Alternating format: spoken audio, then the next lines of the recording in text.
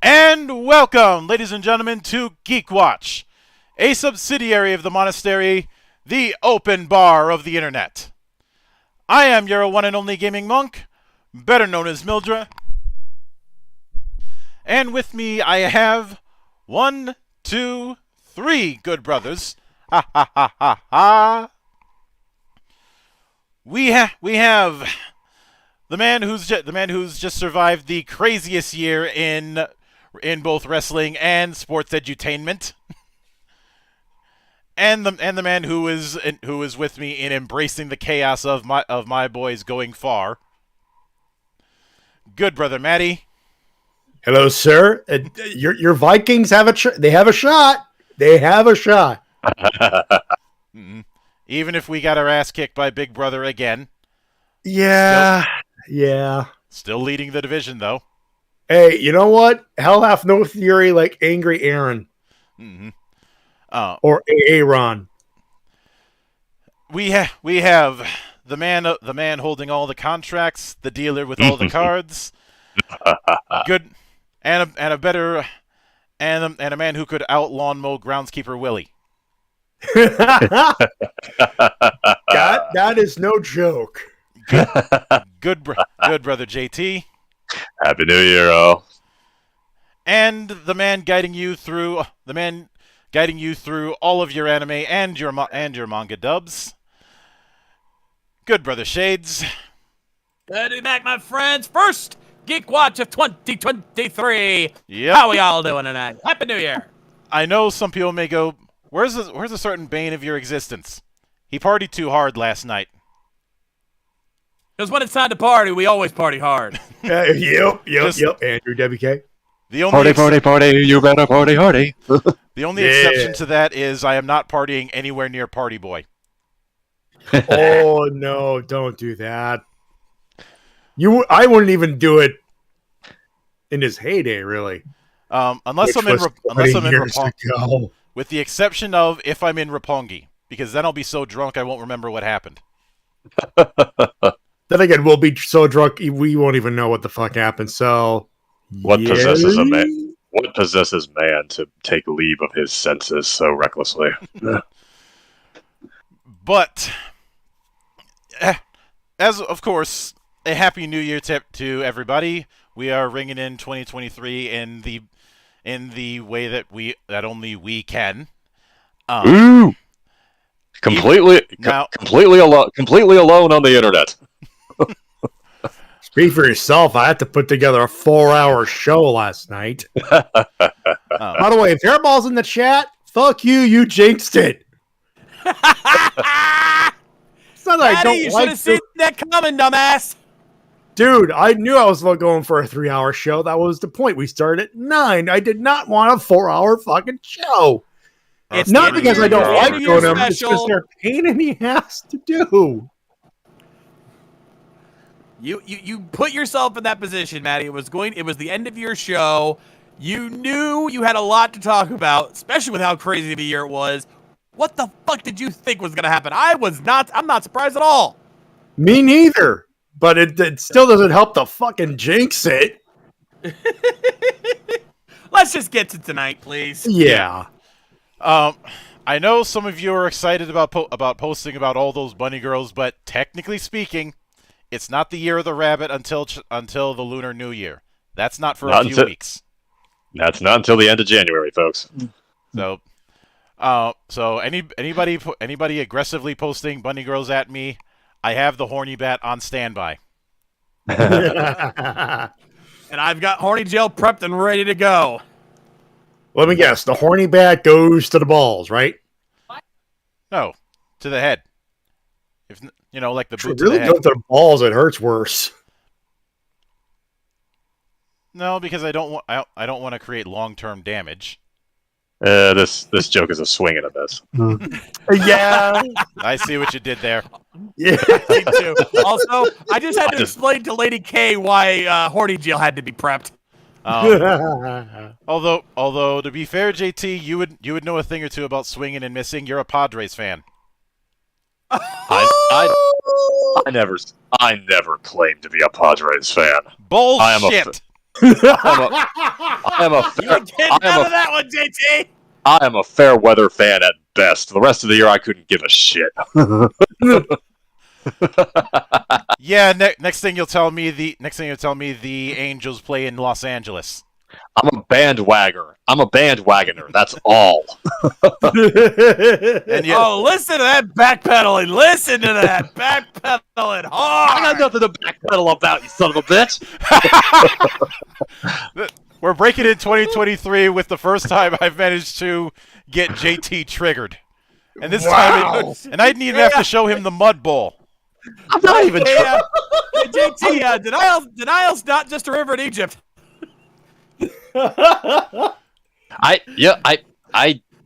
I'm too confused right now, so I'm just gonna bow out gracefully.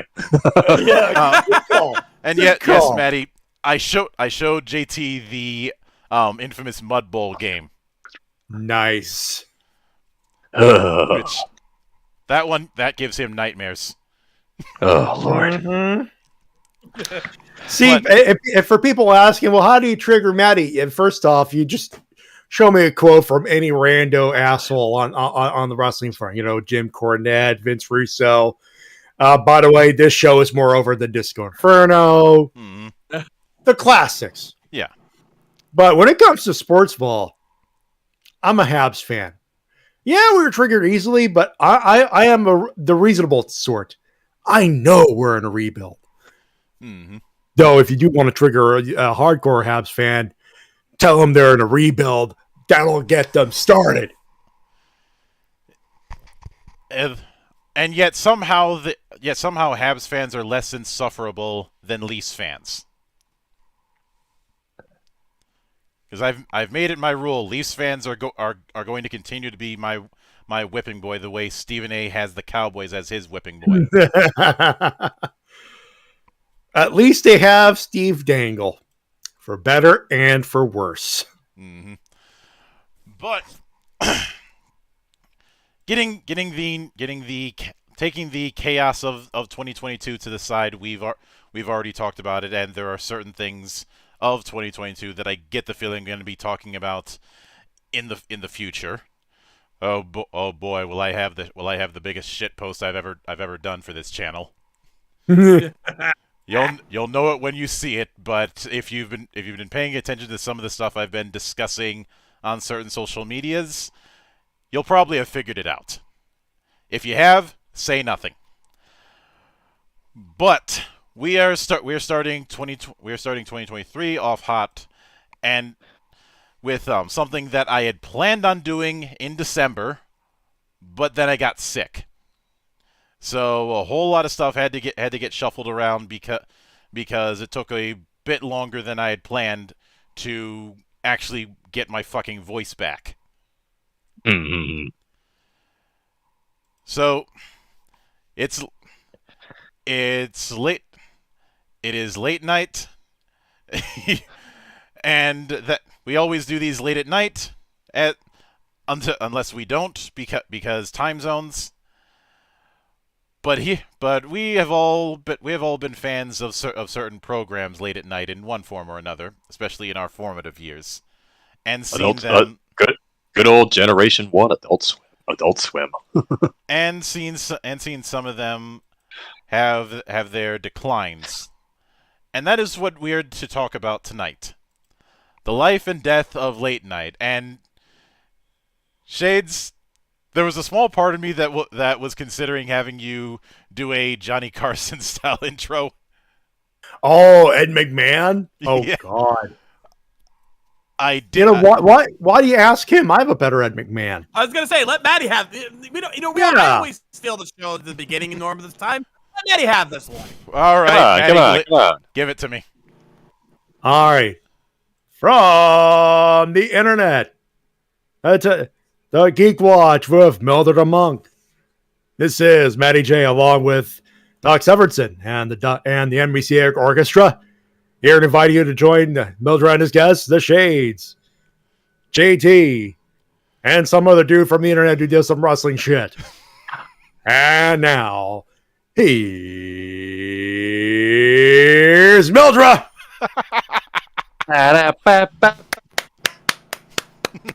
We play the song, but this is YouTube. We get yanked. Plus, I don't feel like futzing around with OBS to add another another musical bit. I mean, I could have, but again, I don't want to get you yanked off YouTube. Yeah. I mean, they're antsy right now. Now, yeah, I know that they've done the whole no swear words in the first 60 seconds, or you get this demonetized. Fuck. To which I say, Fuck. which I say, Wait. Joke's on you. I don't monetize my channel. Right? Mm-hmm. I couldn't. I tried. But I couldn't ever get enough watch hours. Nobody watched my shit! I elected not to because that would mean I'd have somebody else controlling me, and I don't feel like having the sword of Damocles dangling about. More like a dagger to your throat. Oh, so the Roman handshake. But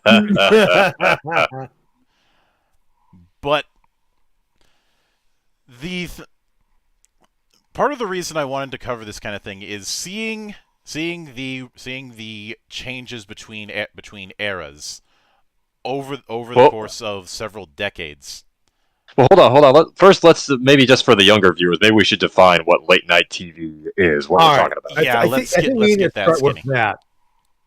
Because, and I'm kind of like the TV nerd of the group here, so I'm going to take point on the reason and some of the early history of late night television. The whole thing of television at the time was like radio. There was a morning and an evening. There was no late night. They were on from 5 to 6 in the morning, depending on the channel or the network, all the way to 11 to midnight, again depending on the network. There was no late night. There was the evening news and maybe the 11 o'clock or 10 o'clock news, and that was it. There was no even Fox. There wasn't even a Fox network at the time. There was a DuPont network. And how do I know that? Folks, I'm a nerd on the internet. I'm a dude on the internet. I know too much. So, long story short, the airwaves belonged to the government, and the government said to the networks, "Okay, you're allowed to do this, and every half hour at 6 o'clock, you work for us. You got to do the news, whatever."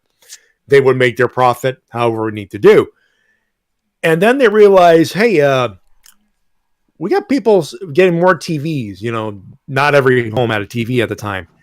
But they were getting more and more TVs there. I said, well, they're going to want to watch something. So they put stuff on TV, and eventually live shows, game shows, the normal daytime stuff. And then the evening stuff would happen.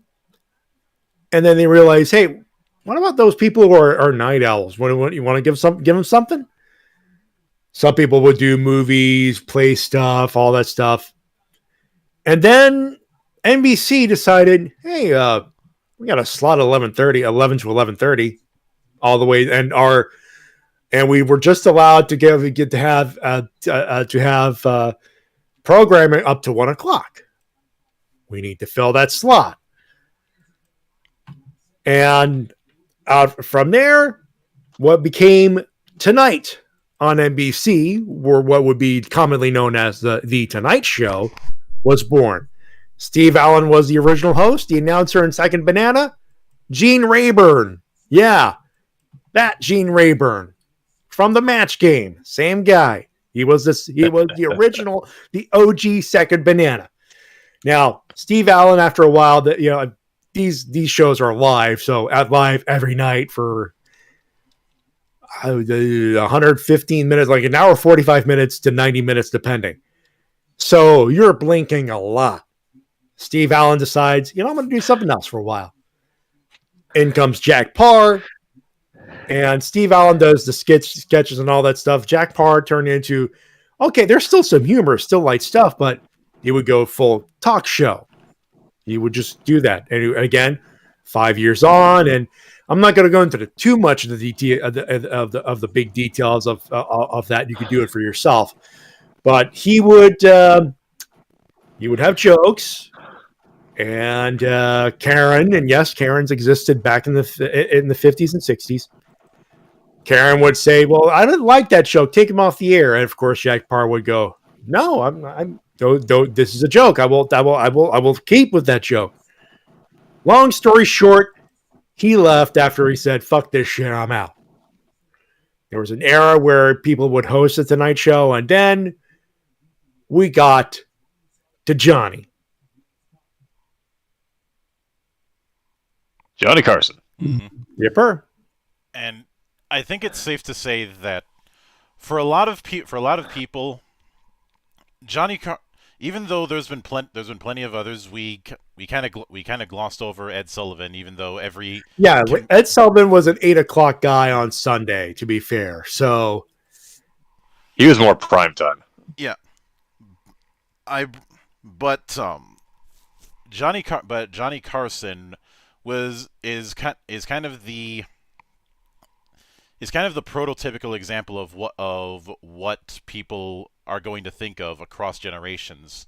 When you think of late night, you think of the format Johnny Carson did. Now with Steve Allen and Jack Parr, Steve Allen and Gene Rayburn had the sketch show, the sketch comedy with a couple of guests here and there. They were just there as a nightcap to your evening so you could actually go to bed happy in your head place.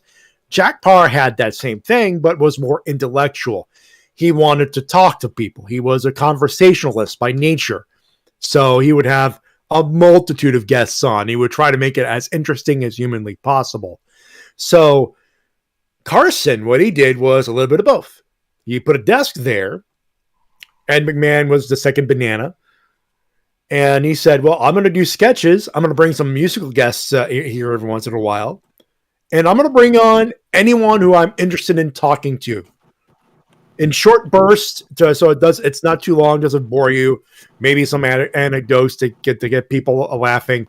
Carson would quip something just to throw a quip in there, and it would go for 90 minutes and then to 60 minutes, which is what the format we know today. The desk microphone and a second banana stuff with the sketches, what Fallon is doing, that's not even new. He modernized it for modern audiences, so to speak. And of course, the other reason I say prototype is because of the chain of events that followed Carson. And obviously all of us are way too young to have seen a whole lot of Carson when it was airing, unless we got lucky. Yeah, like I was born in 86. I flat out missed out on Carson as a whole, live and in person. I just knew for secondhand stuff because Johnny Carson was smart in owning his own show. He owned his tape library. He kept everything, and even past his death, he digitized everything. He sold VHS tapes of the best stuff. And now there's whole DVDs out there where they contain full shows of Johnny Carson, and even more, if you go to Shout Factory TV or any like Pluto TV or Plex, there's a whole channel dedicated to Johnny Carson where they show full shows. Mm-hmm. And of course, there's syndication as well. But yeah, you know, no one watches TV anymore.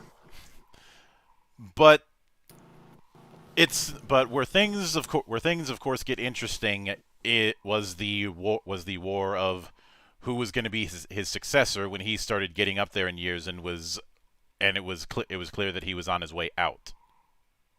Yeah, this is about the time we started really, like, at least being aware of late night, because we got two big names, Jay Leno and David Letterman. Mm-hmm. Oh, so here's the history. Johnny Carson does it for 30 years. We all know that. It's a record that's hard to topple, of course.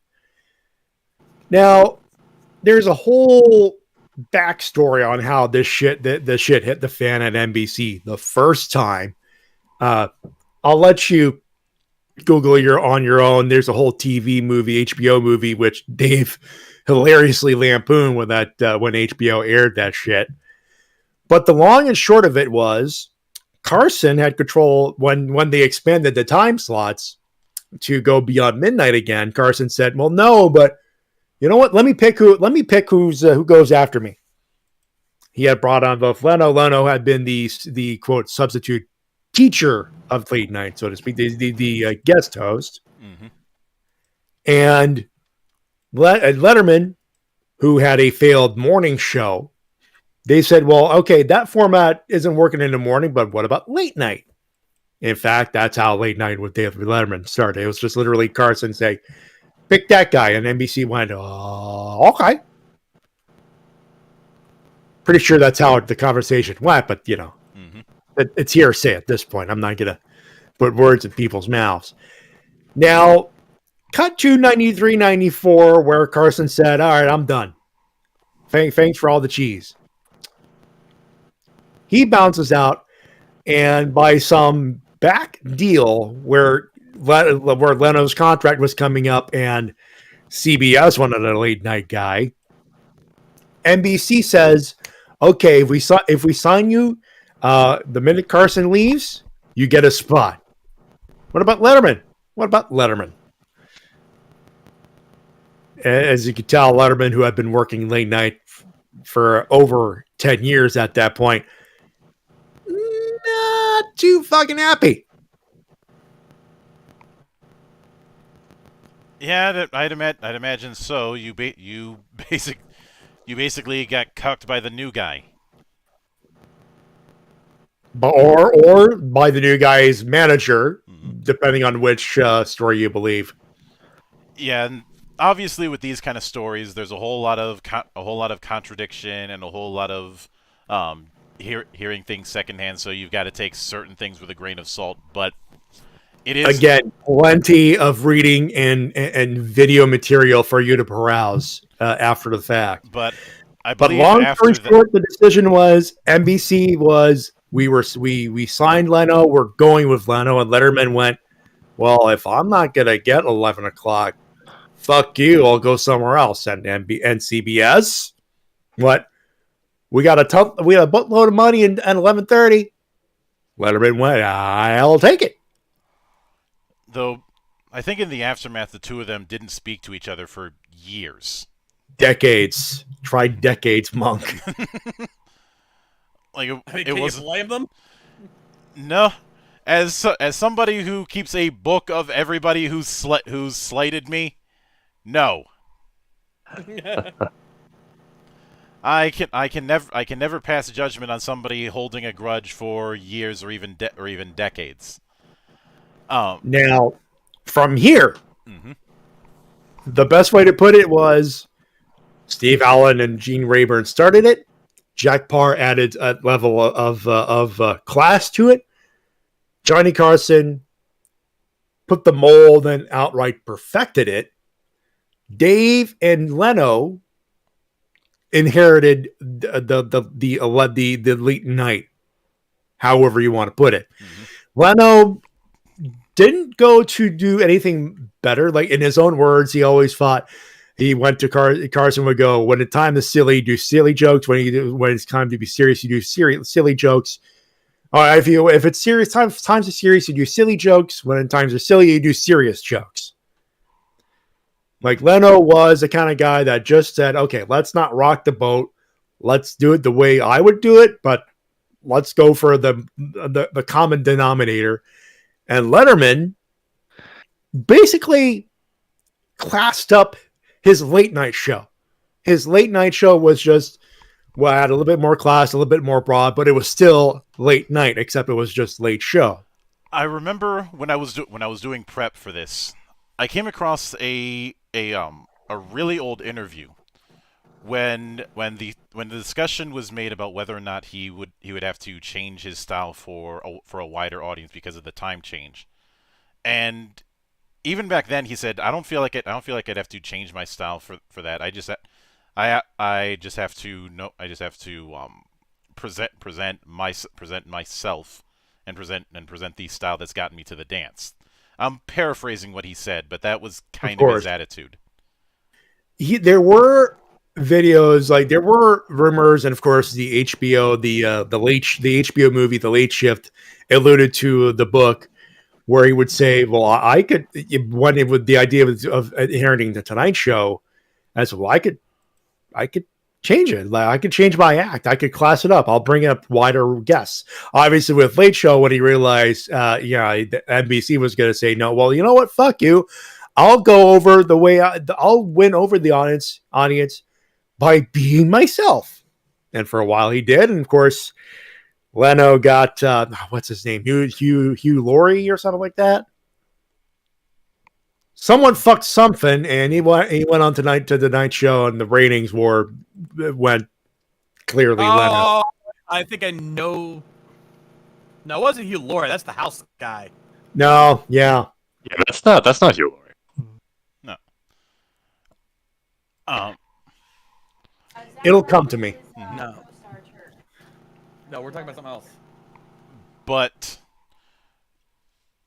I would say if I had to describe it, I would say that Leno and Letterman could be considered the first second generation. At this point, yeah, easily. Dave was top 10 list and all that stuff. Leno was just the everyman who was an accomplished comedian and knew how to tell a joke properly. So, and we're of not course dealing with Leno, with any slouches. and of course with Leno, that glorious chin of his. Of course. I mean, Now, just for look at those that image right wondering, there on the screen. It just sticks out. now, for those wondering about how I present my humor style, of course, with my influences, y'all know Carlin Kinnison, but many will pick up on some of Dave's stuff. Obviously, I've done a parody of the top 10 list, but I've made references to some of Jay Leno's jokes. Mm-hmm. Like it would be like a quick burn of it, but you know, that's Leno. Yeah. And while it is adjacent as time went on, and especially with the growing accessibility of cable television, then you started to see the Daily Show, and then a few years after that, the Colbert Report with Jon Stewart and Stephen Colbert. And yeah, this was a kind of a different thing because the Daily Show wasn't meant to be a late night show in the same sense. It was supposed to be kind of a satire of your average news show. Mm-hmm. Comedy Central just wanted to do a news show. They just wanted to do a news show. So they parodied it by doing jokes and skits and stuff. But very quickly, it kind of evolved into somewhat of a late night format. They would have interviews with guests. They would do a lot of their skits would feel like late show skits. So it kind of just quickly evolved, especially with a guy like Jon Stewart at the helm. With his comedic style, it just molded itself into a late night format. Although he's dead wrong with his taste in pizza. I will die on this fucking hill. Deep dish is the superior pizza to Brooklyn. I'm not even gonna jump on that because I'm staying out of this fight. I'm staying out of this fight. I will provide popcorn for anyone who wants to assist, wants to witness the mob, but that's it. Yeah. I'm from California. We have done nothing but commit crimes against pizza over here. But at least you got the corner on Mexican food. Oh yeah. We got Mexican like nobody's business. But pizza. We have no hill to stand on. But as the Daily Show evolved, also around this time, Fox News started really building up steam. And of course, I think the obvious comparison would be Bill O'Reilly. He was like the big name on Fox News at the time. And of course, with Fox News came the pile of lies to make sure George W. Bush gets a second term. We'll get into they were thinking it. We'll get into the politics later. Hugh Grant. But the point I was getting at is that obviously with something that was getting that much attention, Comedy Central was like, hey, we're already kind of doing a news thing, but what if we did a news editorial like that? And thus, the Colbert Report. Mm-hmm. Which I'm not gonna lie, I was never a fan of the Colbert Report, but I won't lie, that song was a fucking banger. This was Daily Show was all right. Here's the truth, but with a grain of humor, so you could laugh at Fox News with us.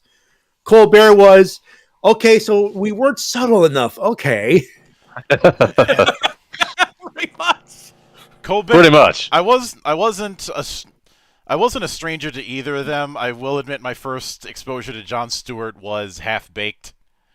I think it was. Yeah, I think that was the case for a lot of people. Yeah, I was gonna say. And in the case of Stephen Colbert, I had known him through his appearance in that weird ass show Strangers with Candy. Oh, yeah, that's right. I remember that show. What the hell? That was that was the thing. That was an Adult Swim show before Adult Swim. Report where he was a regular on the Tonight on It Daily was. Show. It was basically Strangers with Candy was basically I think it was Canadian, wasn't it? Because was it? No, I was thinking something else. Mm-hmm. But it was basically supposed to be an SNL type thing. It was a sketch comedy show. Yeah. But it was on something. They did some crazy shit, and I think I can't confirm this, but I'm pretty sure most of the cast were like they weren't. How do I describe this without coming off insulting? Because they were different. They were different. Well, let's put it this way: it was an American series. Okay, it was an American series. I wasn't sure about that. By the way, Hugh Grant was the one I was thinking of. Mm-hmm. Ah, okay. But yeah, I'm looking at Amy Sedaris. And that's it. Stephen Colbert's the other name they had. Yeah, but they had an interesting cast of guys. I remember watching Strangers with Candy when it was airing on Comedy Central back in the day, and I almost want to say that some of them might have been LGBT back when that was still kind of a taboo thing. But like, you look at some of those guys, and they were like, "Yeah, they are." Like they did not hide it at all. If they are. If not, they were just they had a very flamboyant personality with a lot of them, and they did a lot of homosexual-based humor with a lot of their jokes. And not in that offensive stereotype kind of way, though some of them very much were. But a lot of them were taken a lot more seriously by comedy standards. So, interesting that Colbert was on that. But then, of course, him and John worked together on The Daily Show for a while before Colbert broke off to do The Colbert Report. Mm-hmm. And they had their fair share of crossovers. The biggest one, of course, being the Rally to Restore Sanity or Fear. That's the biggest one, but the best actually happened during the writer's strike in 2007. Oh yeah. Of course, it was a Daily Show and a Colbert report or a Colbert report. To make it legally different, so to speak. It was just a joke. But John would cut to Stephen Colbert as a, hey, here's what's going on. They have a conversation and whatever. They would dunk on Conan O'Brien. And then eventually Conan O'Brien would pop up on The Daily Show. And shit would hit the fan, but in the best way possible. Yeah. They actually had a 10 to 15 minute backstage brawl on the backstage of the I remember this. Oh, yes. Oh, the jokes, the birds, the roasts, they were flying. It was beautiful. I have to maybe we will dedicate another episode to this set another time, but the early to mid 2000s were a very magical time for comedy. Yeah. Oh yeah. Oh. South Park was in its heyday. The Simpsons were still technically funny, I guess. Were still passable. Mm-hmm. The birth of Family Guy. It was because, and honestly, the social political atmosphere at the time opened itself up because we were all looking for an escape because 9/11, of course, really brought a lot of people down. So we needed a good laugh. Mm-hmm. So it really pushed comedians, and with the political structure the way it was, and again, we won't go too deep into politics here yet, but there's no denying that the political structure at the time lent itself so perfectly for comedians to just fire away without feeling like they were being assholes about it. Like, Be they fair, pushed that George button. W. Bush was the president, and he, with all his trying, there were just moments where he just looked comedically presentable, so to speak. Yeah, Everybody's seen the meme of comparing his facial expressions to that of a chimpanzee. Yeah. The guy. It was basically about political stances or anything like that. There's one thing that I think nobody can deny about W. The guy was a goofball, and he knew it. Like, he was knew he was a goofball and lived it up, and comedians loved him for it. And post presidency, he leaned into it too. Yeah. He was basically a giant comedic. I found the late night fight. He was basically a very giant, juicy, low-hanging fruit. He really was. He was, and he knew it too. Mm-hmm. Like he wasn't mad about it. Like, he played it up, like during the dinner parties and stuff like that. During those certain events, he would bring in comedians that he knew. I mean, he freaking brought on Lewis Black, for fuck's sake, to his own show. Oh God, the angriest man on earth. Yeah. Like, that's how you know this guy was cool, because again, I don't lean that direction politically, but I will give him all the credit in the world in this day and age. He was willing to take a joke. That takes some serious respect. Oh yeah. It's been spoken now, and again, that's something that we can get into significantly more detail down the road. But the other thing that happened was in the 2000s was I'd say the diversification of the late night format was what you were starting to see, because not only did you have that kind of thing going on cable, but you also had the follow up to the Tonight Show and Late Show, shortly after it, the late shows, if you will. Late night would follow Tonight Show. The late show would follow the Late Show. Mm-hmm. And the crazy part about the Letterman follow up, it wasn't even a traditional late night show. Like the guy that would follow Dave was Tom Snyder, and that was a more low key interview style, because Tom Snyder was just an interview man who have done a lot of radio. And having watched there are a few episodes available on YouTube. It's a stark difference. Like, when you get your laughs from Letterman, when we have the laughs, the band, the Ed Sullivan Theater. You go to a little cramped studio in Television City in Hollywood, no audience, just Tom Snyder talking to another guy or woman. And then, of course, one of the most underrated late night hosts, in my opinion, Craig Ferguson. Oh, no, yeah. Actually, no. Craig Ferguson would follow the guy who followed Tom. Right, it was Craig. In that era, he was highly underrated. Mm-hmm.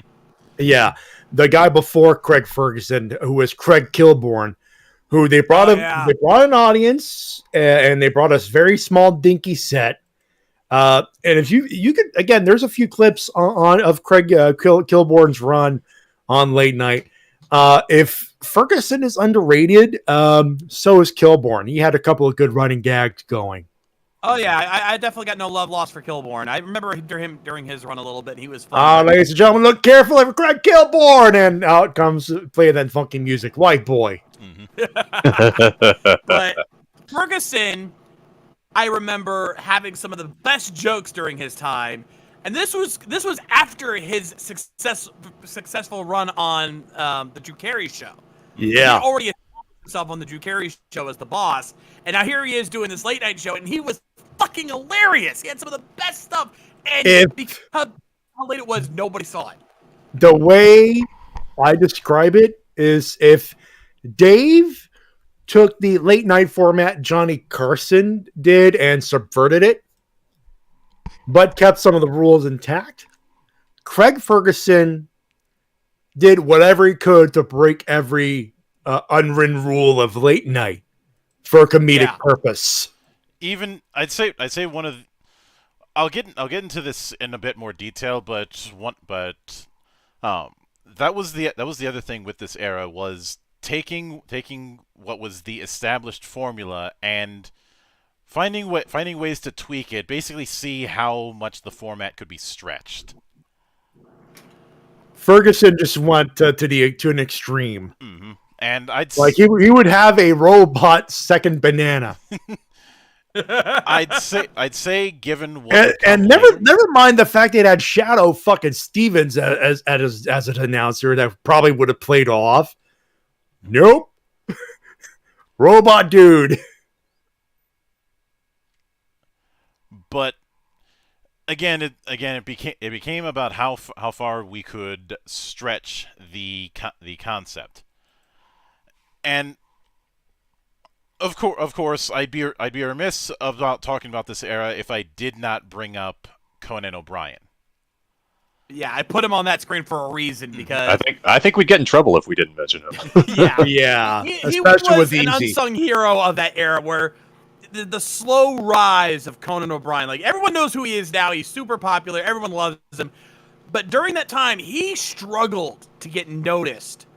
And there's a reason. There's a reason for that, because he had to follow David Lemon after he left and basically took the ratings with him. Long story short, Conan was a writer on the Simpsons. He was just a writer. He just that was his career path. He just wanted to write comedy. That's it.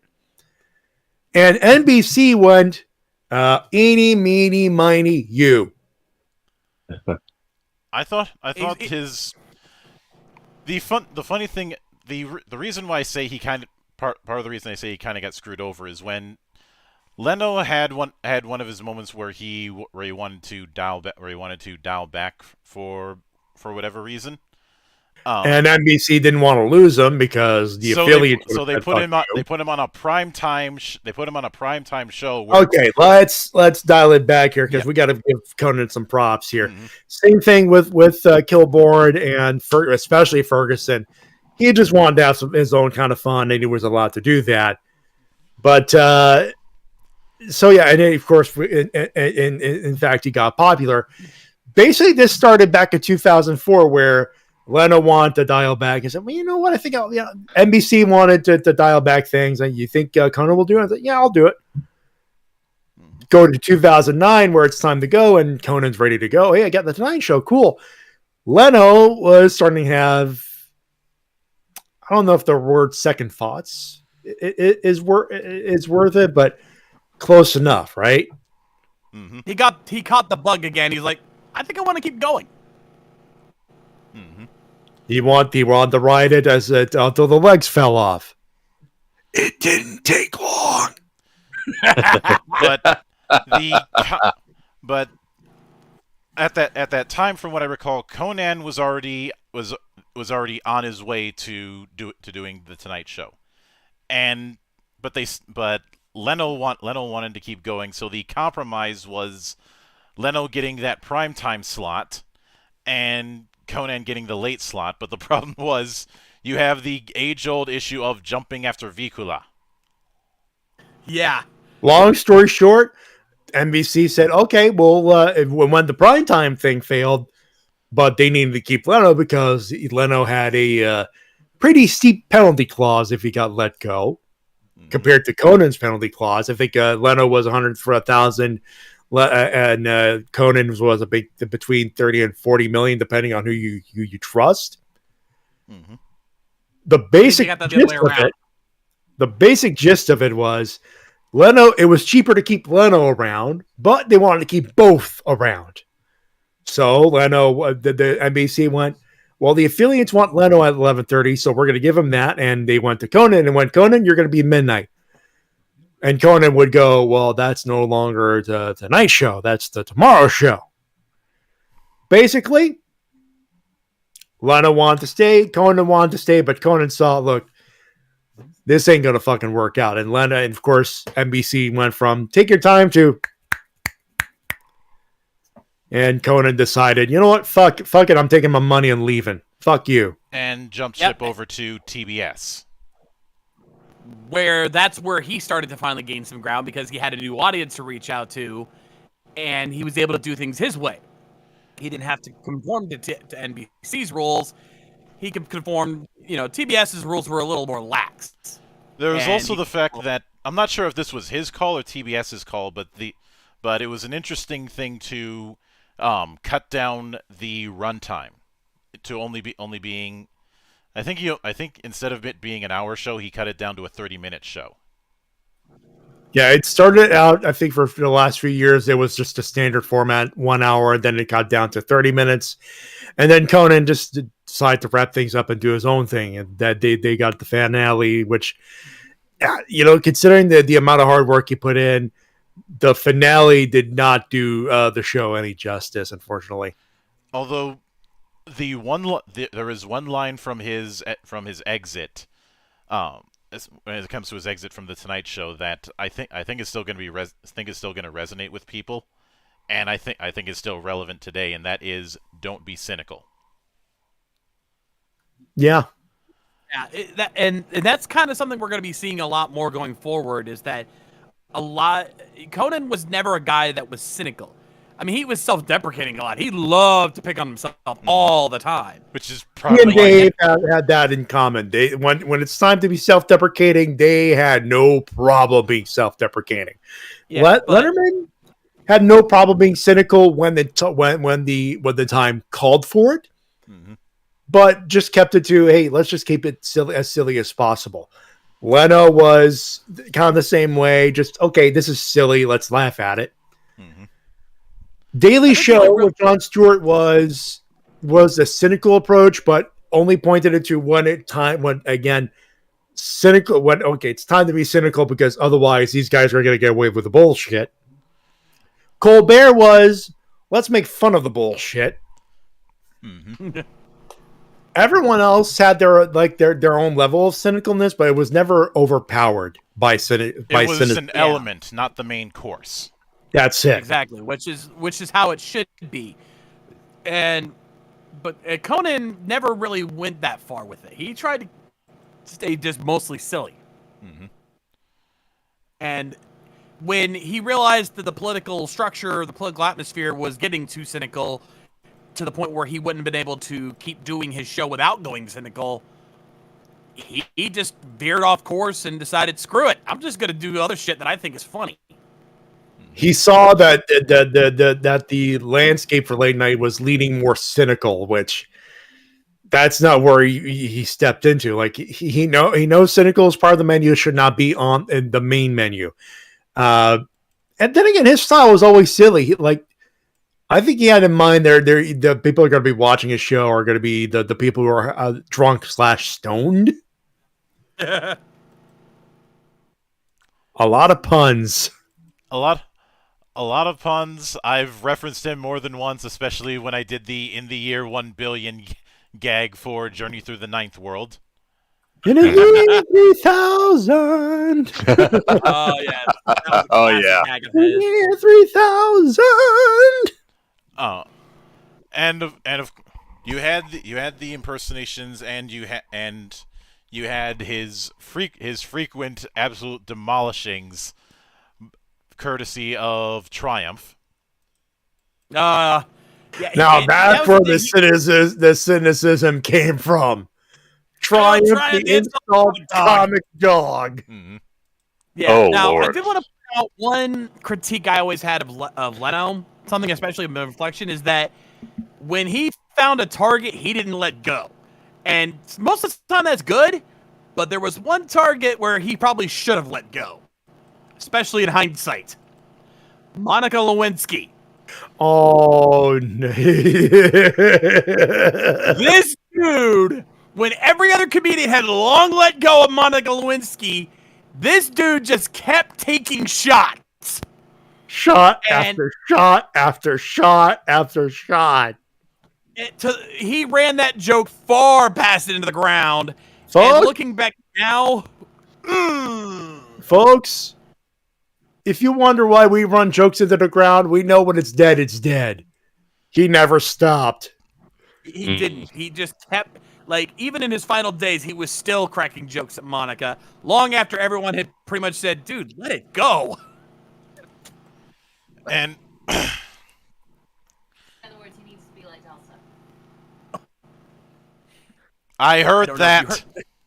heard- I didn't. My Lady K just looked over. In other words, he needed to be like Elsa. Oh. You can never get on me for my puns again. Also, I don't know if you noticed, Monk, we have a Doku hiding in the Get chat. your ass in here! I am not having you be ring. Of course, we ring in the new year with Doku still being late and fig. I don't know. 70 years, I'd be shocked if he wasn't hungover, Oh,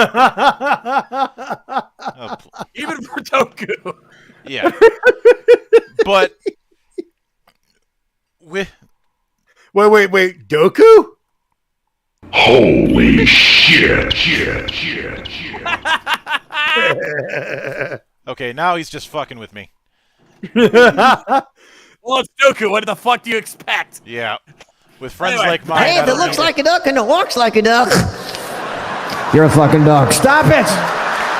Quack, fucking quack. Stop it!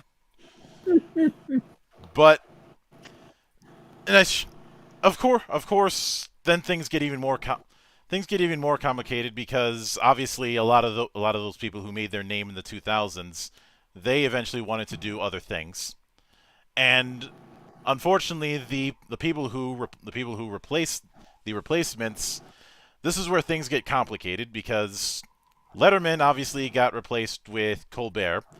I'll get to him. Then then we have Jimmy Fallon coming in on the tonight on I believe Basically, Leno came back to Tonight Show, finally retired or was forced to retire to NBC because they were tired of his shit. Fallon took over for Tonight Show. Seth Meyers took over for Late Night. Mm-hmm. And of course, within all this mix, ABC decides to put their hat into the ring. Now of all times, Jimmy Kimmel, but not now. They jumped in a couple of decades ago with Jimmy Fallon. No, Jimmy Kimmel. Sorry, Jimmy Kimmel, yeah. Mm-hmm. By the way, the one joke that they have was Sarah Silverman going, "Fuck, I'm fucking Matt Damon." That was their one joke. Yeah. Oh, Also, I have watched the show. It's fine. Mm-hmm. also, we almost forgot Carson Daly even was doing a late show at one point. Which Yeah, but as Dave would go and say, you got Jimmy, you got Conan, then you got the two Jimmys and Carson Daly somewhere around in there. I don't know what the fuck he's doing there. Yeah, nobody paid attention to Carson Daly. No I one think paid he already lost his attention. fire after MTV. I watched the show once, got bored, went to bed. I know that he was. I know that at one point he had this very late night thing that was highlighting indie bands from different places across the states. I think that was a more natural fit for him because of the MTV thing. He's always going to have the stigma of being a music guy. Yeah. And at the very least, I can't remember what the name of it. It was kind of like a TV show version of, not to sound too Minnesotan, The Current, where he would have these low key conversations with members from different bands. A lot of them indie or low key bands. You'd get to hear at least one performance. It was. I'm not gonna say it was better. I'd say it was a more natural fit than him trying to do comedy.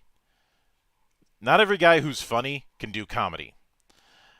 And of course, not everybody who does comedy is funny. But of course, the replacement when it came to Jon Stewart was Trevor Noah, or as I've called him, Trevor No One. And Yeah, and to sum up the transition, it started okay, and hold on, I am a little discombobulated. Let me. There you go. It went okay, and then about a month later. I mean, he already had the problem of jumping after Vicola again, especially how iconic a role Jon Stewart played in The Rise of the Daily Show, trying to follow that up was going to be impossible to begin with. And Trevor Noah had not established himself enough to fit that role. Like, you needed somebody strong to take that spot, and he just was not the guy. No. Hell, somebody once had jokingly said to me, "Well, who should have been the guy? Asif Mavandi?" And I said, "You know what? That's not as terrible of an idea because Asif Manvi would have been good. They probably could have had John Oliver if HBO hadn't swooped in and taken him. Mhm. Honestly speaking, I think it worked out better for John Oliver that he went off and did his own thing, because Yeah. He's in the best timeline. He's in the best timeline right now. Hey, I when he think that when he John does Oliver half was- an hour on the WWE and actually had it funny for mainstream audiences, that's doing the Lord's work right there. Yeah. We're in the best- Oliver did a lot of the John- Daily Show correspondents ended up breaking off into their own stuff. You had John Oliver, you had Samantha Bee doing her thing, though that didn't work out too well. That didn't work out. Okay, But- Joku just went. I am Captain Bottle Crackerton the third. Hear me, duck. Yeah, he is drunk. Yeah, I think that's his way of telling us don't bother. But and I know I've used the phrase jumping after Vicula, but I do think for the purposes of this I need to explain exactly what I mean by it. First off, I did not coin the term. I credit Andre Einherjar from Midnight's Edge for the term when he was talking about why. I first heard it when he did an editorial regarding the success of Joker compared to the problems with Jared Leto's Joker in Suicide Squad. I'd say you could begin and end that conversation with Jared Leto, given how much of a nut he is. Trust me, I've seen firsthand how nuts that guy is. Mm-hmm. Little short story. We used to go to a yearly concert event for our local radio station, and we saw that motherfucker perform with 30 Seconds to Mars, and my God, that dude's nuts. Dude fucking climbed the rafters like 30 feet in the air and performed while climbing. Mm-hmm. He Lady can't get back me up on that. he's trying to be method, you know, that whole in character 24/7 kind of thing. But if you don't do it properly, you can piss everyone off. Hell, Jim Carrey almost fucked it up when he did Man on the Moon. Oh yeah. Yeah. I know that it was a I know that Lawler has some interesting things to say about his experience. But when Vicula was a very, very famous skier in Norway, and usually whenever he'd get off the ramp, he'd end up getting high marks, which would make things difficult because the person after that they have to try and match that at best, and that's going to be hard to do.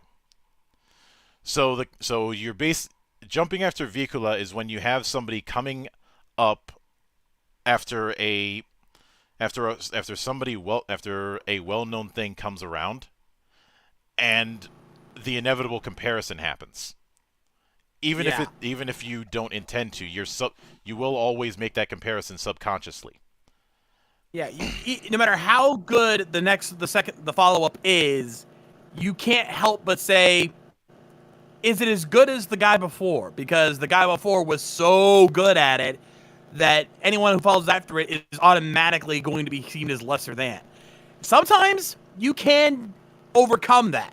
There are cases where a follow-up has done at least decent, if not better, than the original, but it's super rare. Mm-hmm. And more than not, both Letterman and Leno did their level best and came damn close to equaling Carson. I think the reason I- why they were able to come close is and this is a pattern you're going to see with the ones who have been successful with this. They didn't try to directly compete with what he had done. They had set things up to do it in a different way. still within the format, but one that was more theirs than Carson's. Yeah. Whereas when you look at Trevor Noah, because of how inexperienced he was, he just basically tried to copy Jon Stewart's formula and never really evolved into his own, and that kind of backfired on him. Mm-hmm. Now, as far as Fallon, the worst thing that people can say about him is the laugh. But as controversial as this is to say, I honestly don't think the laugh is as fake as people think it is. I think it's him genuinely finding the material he's working with funny. Mm-hmm. If you're not like, let's put it this way, I tend to laugh at my jokes as well. I'm guilty of that as well. But here's the thing, I don't give a fuck, and Fallon clearly doesn't either. Because if he did, he would have put every effort, tried not to corpse, but he would corpse eventually. Mm-hmm. Yeah, it's a case of that. If you're gonna, hold on, we got. Well, I guess he showed up after all. Hello, Doku. Happy New Year. All right, Doku. How drunk are you, buddy? Not yet. Keyword. Oh, okay. Miracle. Also, greeting and salutations, my dice rolling degenerates. How are you? Happy New Year's. Happy New Year to you, sir. Happy New Year to you, sir. Mm-hmm. But yeah, getting back to what I was saying, I think people who do laugh at their own jokes is not a bad thing in and of itself. It's when you force it. But Fallon never gave me that impression. I will say this: I'm not the biggest fan of Fallon, but I don't hate the guy. Yeah. Like I kind of enjoyed some of the stuff he did on SNL. I thought he had some genuine good jokes here and there. And he clearly was having a good time with what he's doing. And that, to me, is more worthwhile than someone who tries to force it all the time. And I think that was the problem with Leno by the end. He was clearly forcing it. And I think he knew that, too. That's why he gave up. Yeah. Wait, Shades, we're not allowed to laugh at our own jokes? That means I can't laugh at myself? I laugh at myself all the time. I've been breaking this rule for my entire life. Fuck. If this is a rule, I'm happy to break it too. Fuck that. If I think something's funny, I'm gonna fucking laugh. Like, we're not bound to anything. Like, my job, if I make a joke and I'm laughing, I'll be okay. It's funny enough for me, and if anyone else gets it, fine. If I can get anyone in this call to chuckle, I know someone else, some of you are listening or watching, are going to laugh. Yeah. That's the rule I go by. The only exception I've had when it comes to that kind of laughter is when I've done stuff on stage, because you want to know what's a good way to get the theater director really pissed off at you? Start giggling, because when one person giggles, it's like a virus. It is. It fucking is. Yeah, for something like that where you need to be serious at times, that makes sense. But for comedy, the whole point is to fucking laugh. If you're not laughing, if you can't find your own jokes funny, what makes you think anyone else will? Yeah, and admittedly, some of my jokes can be on the dry end of things, but Zan said it best when he said that I fulfill the role of the Ao Oni instead of the Aka Oni. Yeah, and even with that, it's not like I'm immune to laughing at my own jokes or the absurdity of some stories that I tell. And that's me trying to take people along for the ride with seeing my perspective. There's nothing. The only time I'd say where it crosses the line is when you're spending more time laughing than actually telling the joke. Yeah. You got to get to the punchline, but once you get to that punchline, feel free to laugh your ass off. Mm-hmm. Sometimes, because I have a fucked up sense of humor, I will end up laughing at a story and then right after it say that's not funny. And by virtue of saying that, you'll make it funny in the process. Well, a case in point with this is I ended up coming across when I was going through Darwin Award stories on a different show. I ended up coming across a story of somebody who tried to for whatever reason, and this was a police officer. He decided to sit on his 12 gauge shotgun on the barrel end, Oh, no. Oh no! Oh Um, no! Fortunately, he lived because all that was in there was all that was in there was a bean bag. Oh, that makes it worse. Ow. You know what? I'm a very tolerant, progressive person. I'm not going to kink shame. But yeah, he shot himself in the because of the thing. The thing is, the triggers can get a lot more sensitive than people think. He ended up shooting himself in the ass with a beanbag. He lived, but he had a interesting time in the hospital, and I had made my fair share of jokes saying saying I'm pretty sure he discovered a new fetish that day, and then ended it with that's not funny. Oh, I can make a politically incorrect joke. Oh, God. Go ahead. Yeah, go ahead. So, are you telling me that he triggered himself so hard that he became a member of the LGBT community? Oh, no. I want to give a little bit of a secret to everyone out there who wonders, what is the point of laughter? Why do we laugh at things, especially things we shouldn't be laughing at? Here's the big secret, ladies and gentlemen.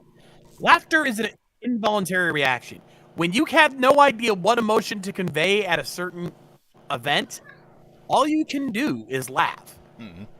So if you're laughing at something like that, it means you really can't think of how else to react to a story like that. You just can't help but just go, oh my God. I got the perfect quote for that.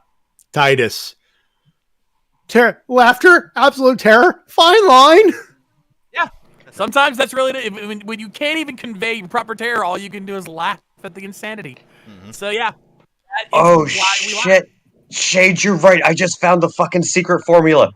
If you want to create a progressive out of a Republican, all you have to do is give them a shotgun and let them trigger themselves. Hey, look! I having dipped my finger in the lifestyle, I'm not kink shaming either. I'm just saying that had to hurt like a motherfucker. Oh, it has, and I've y'all motherfuckers need Jesus. I have seen way too many videos of somebody thinking it's real cute and funny to hand a deagle to some 98-pound soaking wet woman. Oh no! I mean, it is kind of funny, but for the wrong reasons. I'm going to hell. Oh. I also will save you a seat at the bar when I get there. One more recent incident was some couple at a gun range, and as the guy at the range was giving them the instructions, she ends up flagging her boyfriend or significant other or whatever. The guy immediately puts the gun away, takes the camera off of both of them, and I was like, yeah, I was like, one, you shouldn't flag with a loaded gun, because that's basically what that is known as flagging. Two, bitch, you're about to get your ass chewed out. Chewed out would be an understatement, but yeah, that's please don't do that. Mm-hmm. And there's a quote from Mel Brooks I use a lot when it comes to laughing at these kind of things. Tragedy is when I cut my finger. Comedy is when you fall into an open sewer hole and die. Is he wrong? See, I'm laughing. No, because there's always a bit of humor with detachment. It's the reason why you can have something like a zombie apocalypse with stuff like Zombieland and Shaun of the Dead be made hilarious if you do it right. Hey. And I'm not ignoring the fact that one of them involves grabbing a pint and waiting for this to be all over. But and wait for this whole thing to blow over. But I think we should talk a little bit about why the current era of late night isn't able to capture that comedy as strongly as they used to. I'll start with the small one. I'll go with the big one. Jimmy Kimmel who seems to be canceled every other week for dumb shit he did during his time on the Man Show.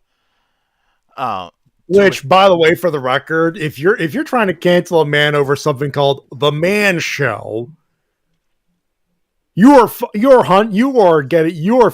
finding less and less witches, and it shows. Mm-hmm. I don't have much to say about him because he's the most milquetoast of the current crop. You could tell his influences are very, very much David Letterman, but I think at this point he's just happy to have a job at this point, and his comedy is just enough for that his fans are going to stick around for him no matter what. I've watched some of his better shows, like the I'm fucking Matt Damon shows and all that stuff. Guys earned his spot, if nothing else. Mm-hmm. But yeah, the people trying to cancel him because he's with Disney and he's not supposed to be a Man Show. I was like, folks, the Man Show was the joke, and it Peanut. I need Peanut here. Give me a second here. Those trying to cancel Jimmy Kimmel over the Man Show. This is a joke. It went over your head. Yeah. Yeah. And I think that speaks to the broader problem with today. And this is not entirely the fault of the comedians themselves or the shows. It's the fact that the modern socio-political landscape has changed drastically over the last decade. And let's put it this way. It was the style at the time. Mm-hmm. Yeah. What you could get away with, the kind of jokes you could get away with back in the 90s and 2000s, you can't do those jokes nowadays because many people are so easily offended over the smallest of things that, like we mentioned, stuff that Jimmy Kimmel did 20 years ago, people are pissed off at him over. Yeah. It's like, God, this was in the 90s. Shit was different back then. Now, you can't... Shifting it to, we already discussed Fallon. There's not a whole lot we need to add with him. Toku, what the fuck?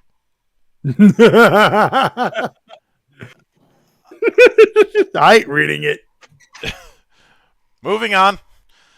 I'm sandbagging that, but For the love of God, please.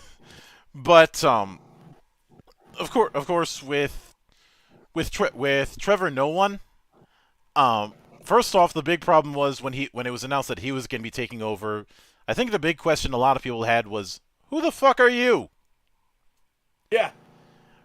He But literally came right the fuck out of nowhere. I'd say the bigger problem is, in early on it was very clear he was trying to channel Jon Stewart as best as he could. But the problem is when you do that, you just remind people that they're not watching Jon Stewart, and that makes the jumping after Vicula problem worse. But as time went on, there seemed to be a degree of bitterness with how he presented himself. Yeah, he became far more cynical than was ever required for that show. And again, the socio-political landscape definitely did not make that easier for him. But then we get to Stephen Colbert, and a lot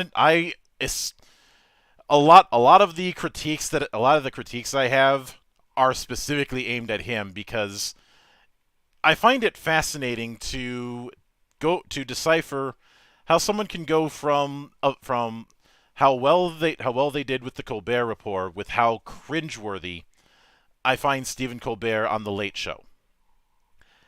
And there are several factors into it. And it's time for me to address the elephant in the room. I have tried my absolute best to minimize any talk of politics for many, many, many good reasons. However, in this kind of situation, the elephant in the room has to be addressed. Because I remember my old man talking about how much he enjoyed how Colbert was taking down the Orange Man, and maybe he enjoyed that, but in my head, I was thinking, so the only reason you enjoy him is because he's taking down somebody you don't like. That's a weak ass reason to enjoy somebody. Exactly. So here's the thing. Yes, political humor has always been a staple of late night comedy, especially during the Leno-Letterman era. Mm-hmm. Again, we talked about earlier, the Monica Lewinsky thing with Leno, but both of them took pot shots at Clinton all day long, and they took pot shots at that's Bush. part of late night. You talk about everything, and that includes making a political joke or two. That's always been the formula of the monologue, at the very least. Exactly. You always had jokes about current events, so you kind of had to involve politics. That was fine. But as time went on, it became almost necessary to make political humor the centerpiece of those monologues, because that was where majority of the jokes were coming from. If I may, I think The Daily Show changed late night in both good and bad ways. Daily Show was, and it always was, it was always the let's lampoon the news, and when most of the news tends to be political, when Daily Show is just, here's the bullshit, let's laugh at it. Most of the time they were going after Fox News because Fox News are full of shit. That's R, not were. That's as far as I'm going to go on my political rant there. The problem was the humor didn't happen as much. It started to become just doing the news in another coat of paint. Yeah, that's the thing. When Jon Let's put it this way: the timing of Jon Stewart's departure, along with let's talk about the elephant in the room. When Trump announced his candidacy for presidency in 2015, it was largely taken as a fucking joke. It was a vanity. It was, at the time, a vanity candidacy. That's what it was. But the trade-off there was when John left, with Stewart left, he was like, well, okay, I get to make fun of Trump for the last 6 weeks. Trump jokes. Yay! He didn't think of it as, oh, this is going to be my life for the next several years. He just thought, okay, this is the end of my run, and I get to make, and it's an easy ride. Yay. Because that's what it was at the time. When Colbert and Trevor Noah took over, it went from, this is a joke, to, we were fucking kidding, what the fuck are you thinking? The problem is... Can I interject real quick, Mildred, if you don't mind? Yeah, go ahead. I think the issue is more of this, and this is coming from someone who's more right-leaning. I think the issue that we ran into with late night over the past 4 to 6 years isn't necessarily about jokes in terms of the political jokes. It's just, bro, we get it. We're beating a dead horse. Like, yeah, it's that's like what it was. Yeah, it's like, okay, like, we get it. It's an easy thing to do. But the problem is it's one-sided. You're pointing the finger at one direction, and it's like, okay, I've heard the same joke a million times over again. I get it. It's a joke, but like, can we move on to something else? Like, it just got old really quick, and it was so one-sided that it's like, look, I get it. You're appealing to one audience, but you're also at the same time alienating the other audience. It's at that point in time, it's not humor. It's just, you're just lampooning one side because you don't like that one side. And that's just kind of, especially for shows where you're going to have what's essentially an all-encompassing audience. Oh, and to be fair, as someone, I'll finish on just this one point. As someone who is right-leaning, I actually don't really like making fun of the left because, okay, yeah, there's plenty of memes on Twitter that do that. I prefer to lampoon myself and make fun of my own side because I actually find it a lot more entertaining because it's more relatable to me. Yeah, exactly. But here's the other thing. To be fair, you guys have Mitch McConnell. Yeah. Oh, we got jokes for days for him. Oh, yes, absolutely. That being said, this was kind of also bad timing for Noah on the fact that right as Stewart was leaving, so was Colbert to go over to the Late Show. He was left on an island to himself. Yeah, And Trevor so- Noah did going really back get to the short end of Colbert, the stick.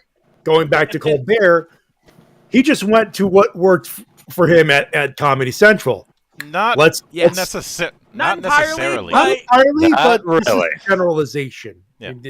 From what I find, When we had the Daily Show and the Colbert Report at the same time, it created a balance between the two because you had John, who was the more left-leaning commentator with his jokes, and then while it was still satire, Colbert was kind of representing the right. So you kind of had this balance between the two. Yes, Very they true, were both very still true. technically making fun of the same group, but they were doing it in a way that didn't feel like they were making fun of the same group. Although, to be fair, I would actually state that Jon Stewart was the more naturally funny of the two, just because that guy can make jokes off the top of his head like it's nobody's business. I fucking love that dude. It's a bit effortless. of apples and oranges because Colbert was playing a character the whole time. Flipping the concept on its head by having this out and out heavily opinionated narcissist. He was trying to be a satire of a lot of Fox News commentators, again, most especially Bill O'Reilly, because he was the face of Fox News at the time. I think if he were to do it these days, he'd probably do something more like Tucker Carlson, but that's my point. Yeah. That's what he was doing. But it still gave that perception of the two shows being on opposite ends, even if they really weren't. But because now Trevor Noah was left all on his own, right at a time where basically picking on the left was detrimental to you. And that's the thing I think we need to remember is that during the Trump era, the right were so extreme about things, at least the politicians, I should stress this, that the trying to make fun of the left felt like punching down. Yeah. At least that's how it was perceived. I remember that was the only choice they had. I remember Conan doing like it was like a symposium or something like that, and he talked about the dangers of diving into that sort of political humor, where once you dip your toe into that, it can unless you find a way to check it, it can become all encompassing. And we've seen this with people who consider themselves politically active, even wannabe activists, slacktivists, if you will, how it is the only thing they will think about or discuss about at any given time, all day, every day. Yeah. I mean, we've seen what happens when comedians who were very politically heavy end up becoming no longer comedians. The two ones that come to my mind are Dennis Miller and Janine Garofalo, who stopped being comedians at some point and just ended up becoming political commentators on each side of the fence. Janine being the left-leaning commentator and Miller being on the right. And in my opinion, they're more political slants. They're not funny. No, they really weren't. The other issue is a case of dilution because when you have everybody making the same Orange Man bad jokes in one variation or another, it gets to be smothering. Oh, and that's kind of the annoying part about it is because, yes, we can make jokes about Trump because they basically write themselves. And don't get me wrong, this is coming from someone who's right-leaning. But, bro, if you told me that we're going to have a president that eats fried chicken and pizza with a fucking fork and a knife, I could write you jokes for fucking days. And I would laugh at them, too. Like, I don't care who you voted for. I don't care what your political leanings are. There's a lot of jokes to be written there, and they would be funny. And what you guys brought up is actually what's so incredibly important, is it stopped becoming about humor and giving people like something to laugh at and say, okay, you know what? Yeah, we can laugh at this regardless of what side of the political spectrum you're on. This is funny. We can point fun at it. We can laugh at it. And then somewhere we can maybe inject, kind of some social commentary and be like, maybe think about this. this is our perspective from the other side, because the nice thing about comedy is you can take the vitriol and the emotion and everything out of it and frame things in a way that kind of puts people more on the back end. And you can present somebody with an argument where it's like, have you thought about it this way, though? Because this is how we view things. And you can actually facilitate a normal, productive conversation without having to be, you have to think the way I think, otherwise you're some sort of evil, pull a frickin' word out of the dictionary type of thing. That's what the beauty of humor is. And at some point in time, it stopped being about that, and it just became, everybody got that? I'm going to say you're a dumbass because you don't agree with me, and I'm going to stop making jokes. And it's like, that doesn't make anybody laugh. It's not. Yeah. It becomes unfunny. Because I got my internet cut off for a second, and then I was about to start, and then it cut up, and Doku was going on a rant there. The simplest way to explain what happened with the Daily Show with Trevor Noah and Colbert was Noah was trying to follow up with Jon Stewart, and long story short, it did not work. With Colbert, they strayed away from the tried and true late night formula. Political humor is part of what you offer, not what you offer. And funny as it may be, and there are moments where he points it to other people other than Trump, but even then, when you tune into the Late Show, when you tune into a late night show, unless it's the Daily Show, you're tuning in to laugh at everything, not just the one thing. You're here to laugh at a Trump joke every once in a while, if it's a fresh one, of course. You're looking at sports jokes, weather jokes, sports jokes again if the Knicks suck, so the team don't win. Yeah. See, we're better than that. But what you're offering isn't just the one guy.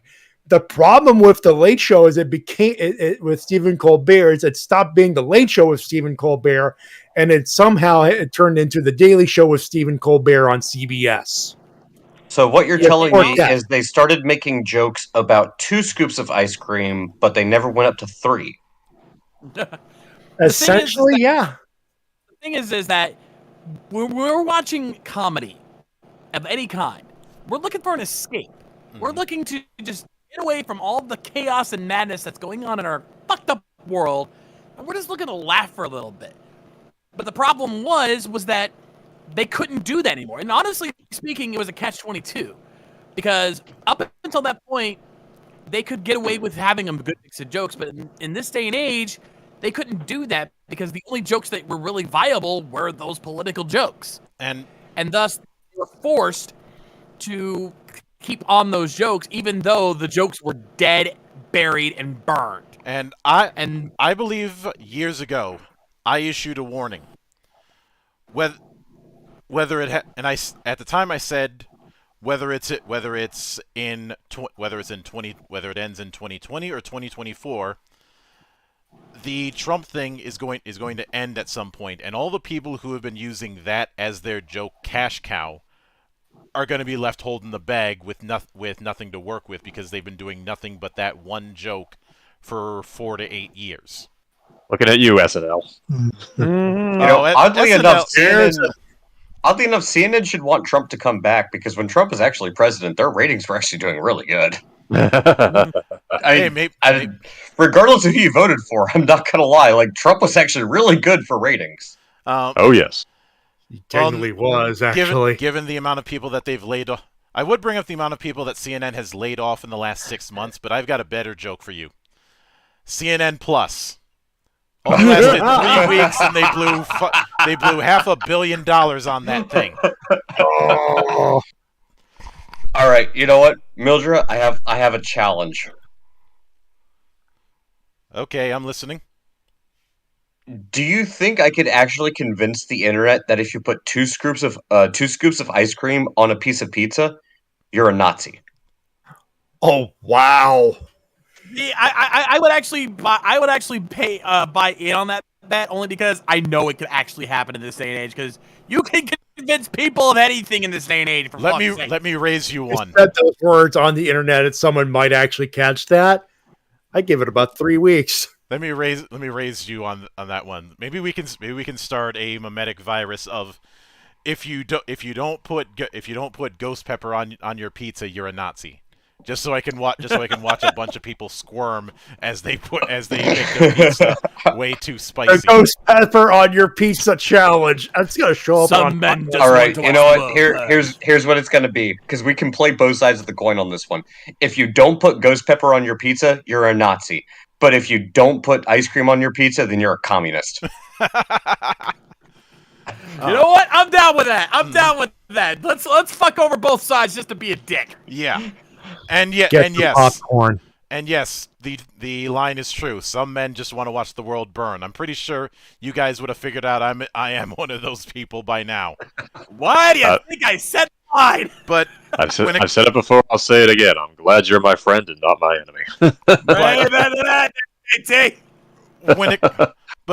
But I will freely admit that even I'm not immune to the trap of politics. But at the very least, and I will admit I'm putting myself on a pedestal here because well it's at the end of the day this is my temple. Cast your mind back to the days of the dying days, the final weeks of Monastery Live. And Dragon is saying that I should raise it one with a Carolina Reaper. I want to hurt people, not kill them. Right? Besides, Little Carolina nuts there. Reapers are expensive because they're only growing like one farm. Yeah, they're extremely expensive. It's like $10 for one fucking pepper.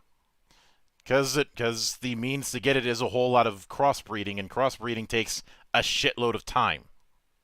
Hey, I got an idea. Let's take a cue from the hot ones. Have them put some the bomb on that. Oh hell yeah! Oh, No, not the bomb. Not the bomb. The last dab. The last dab. Yes. But see, here's the thing. The last dab still has flavor in it. There's still some Having tried a mayonnaise with the fucking thing in it, he's not wrong. All right. No, the you- bomb you is wanna make 'em just sinister. tougher. Yeah, the bomb is just pain. I've seen so many. It's pain.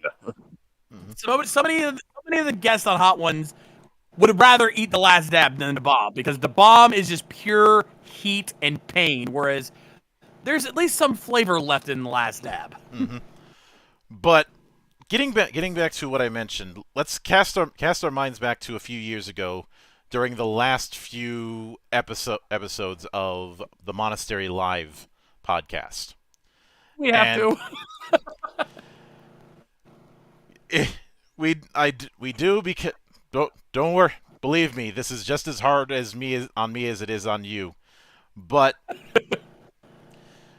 this was smack dab in the middle of the lockdowns, and the topics that we were going with were just getting repetitive. Every other story was something involving someone trying to cancel someone for not draconiously adhering to lockdown policies, which is why that COVID amnesty thing is a whole load of bollocks.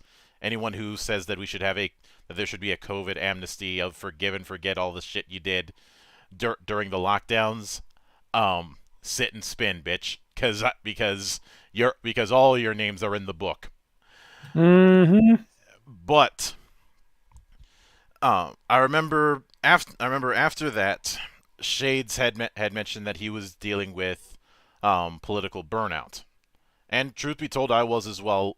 Not as badly, but I was certainly getting a bit annoyed that the stories were starting to get repetitive, and it was starting to get harder and harder to find stuff that was outside of that. Since the fun stories were things, as much as you hate it, Shades, were things like the Florida Man stuff.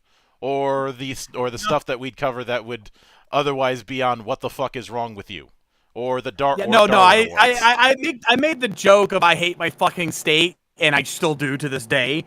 But I will agree that some of the most fun we had was during those segments. Mm-hmm. Whereas all of the entertainment news and even the gaming news was getting so political, it was insane. It was just unbearable. So no, I fully agree, and that's why I suffered the burnout that I did. And one thing led to another, and the solution was to blow it up, start fresh, and do GeekWatch, which I think is done well for us for the last 2 years. And well, now going on 3, I have to keep reminding myself it's not 2022 anymore. Yeah. Also, by the way, Doku's fucking done it. Check the general chat. Oh. You fucking bad. Oh, I'm perfectly fine with this, especially since I can use this to say a giant "fu" to. It begins! Yes, it does. Yes, it does. But, and admittedly, what we ended up doing with the creation of GeekWatch, all things considered, could be seen as a ballsy move.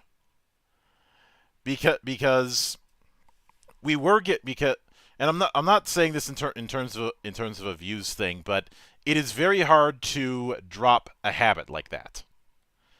And for a lot of people, there can be the fear of, well, what if that new thing ends up being worse? And that's the reason why it's such an insidious trap, because once you fall into that trap, it gets harder and harder to get out until you're like a crab in a bucket full of other crabs. Yeah. It was very much that feeling for us. It's like, do we, because the Monastery Live was a popular show on this channel. We had a good viewer base, but if we weren't having fun doing it, eventually the viewers weren't going to have fun watching it. So we knew we had to get out while we still had some semblance of sanity left. Plus, I didn't want to fall into the trap of what I mentioned before with that whole thing with my old man, where he's only watching Stephen Colbert because he's dunking on the Orange Man, and not for anything else. And when I would bring up this frustration, there would always be that one person who says, do you have a problem with that as a Republican? I'd say, no, I have a problem with that because I'm a comedian. Yeah. And yes, I am ripping off that Judaism for the jokes confessional line from Seinfeld, but it fucking works. Like, for those who didn't see it, he was offended that somebody was converting to Judaism for the jokes. He goes to a confessional to kind of vent about it. The priest says, "And this offends you as a Jewish person?" And he's like, "No, it offends me as a comedian." And that's really my take on that. You can make whatever kind of joke you want, but just don't make it shitty. And if you make a political joke, okay, fine, but it's gonna age as well as all those Sarah Palin jokes in Kickassia. Because that's the other thing that is not considered when it comes to political humor, is that unlike other forms of humor, it has a very, very short shelf life. Yeah. Like, all of the jokes of just to use my own local area, Jesse Ventura got roasted a lot in Minnesota. Sometimes right to his proverbial face, like when he got roasted alive by somebody when he was on a radio show and he ended up taking his headset off.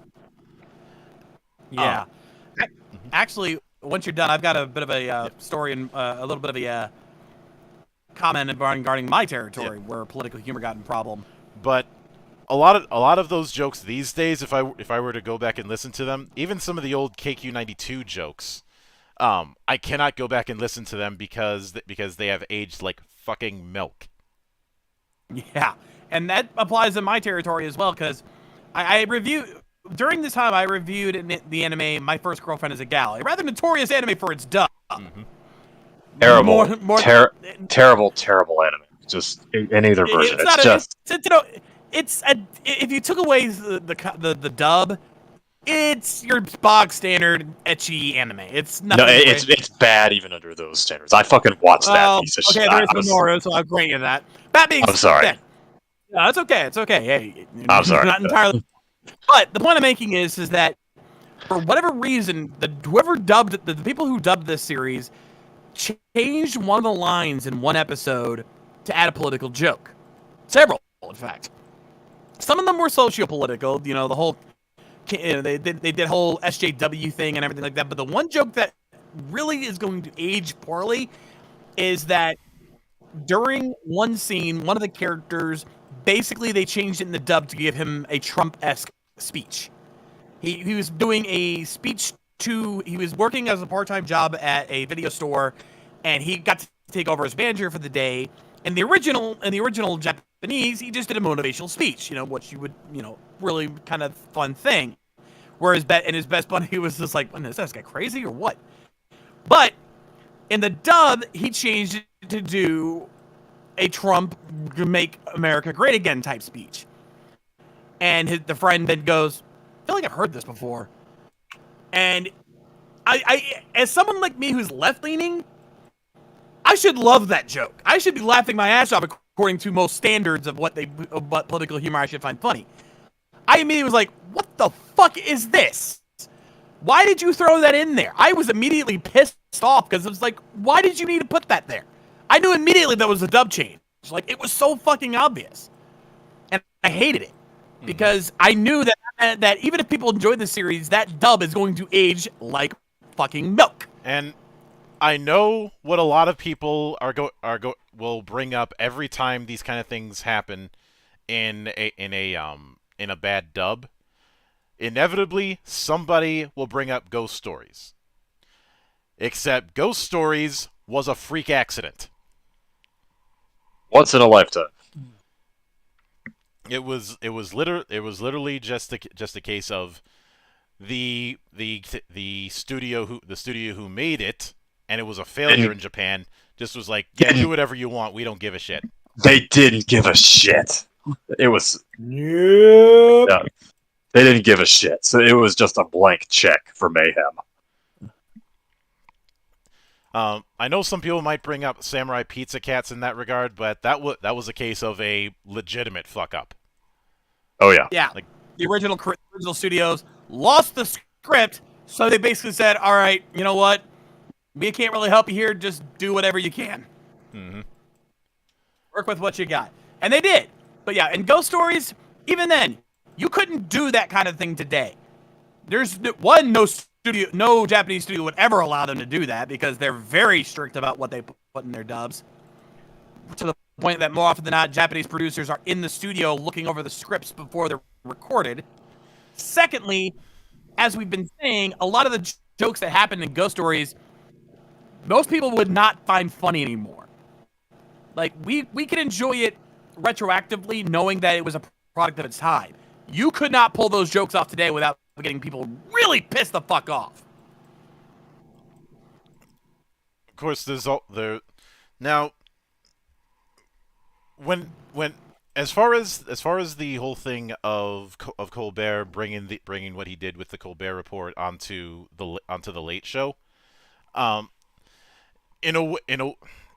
a certain extent, yes, he did, but that was also to his detriment, because again, first off, throughout a lot of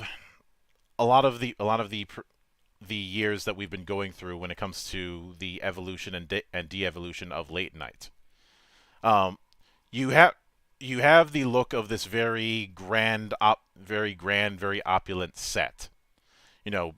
Big curtains, theater like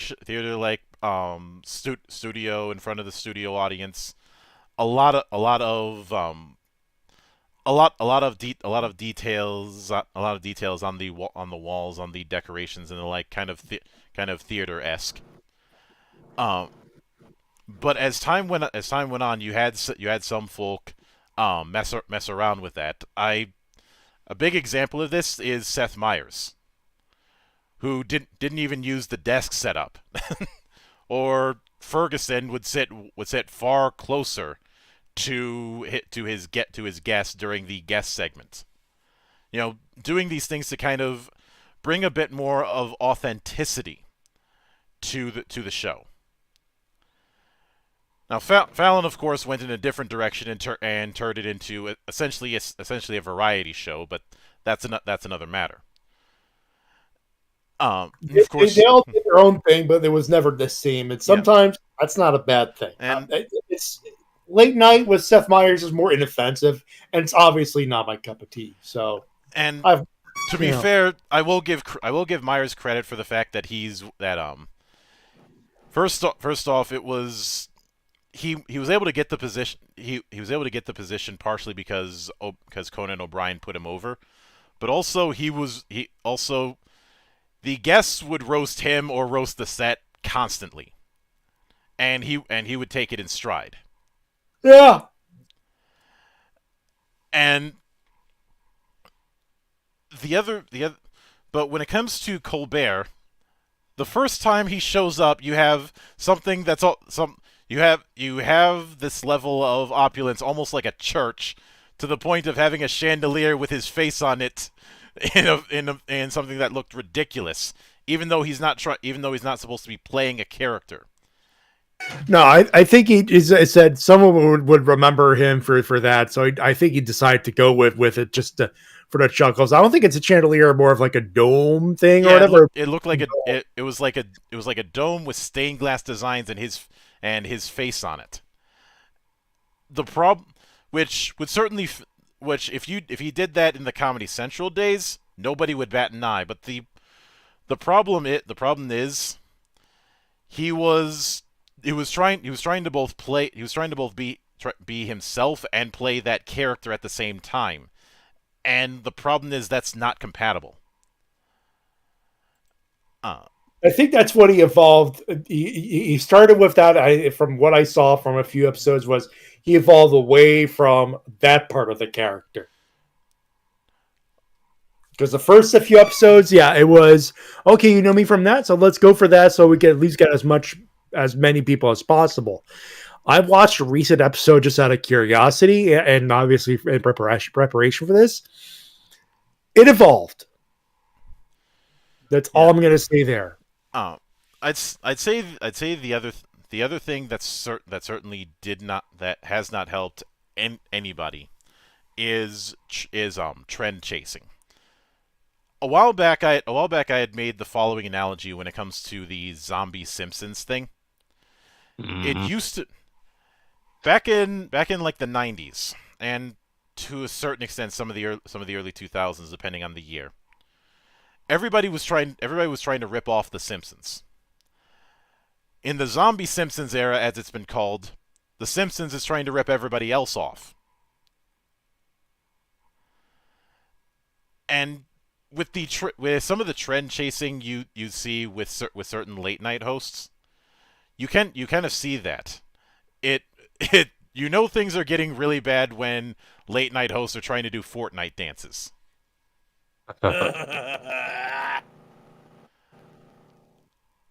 And although to be fair, the only person I think who could do that and make it dumb enough to work is probably Conan O'Brien, because of the string gag he would do at the opening of his show.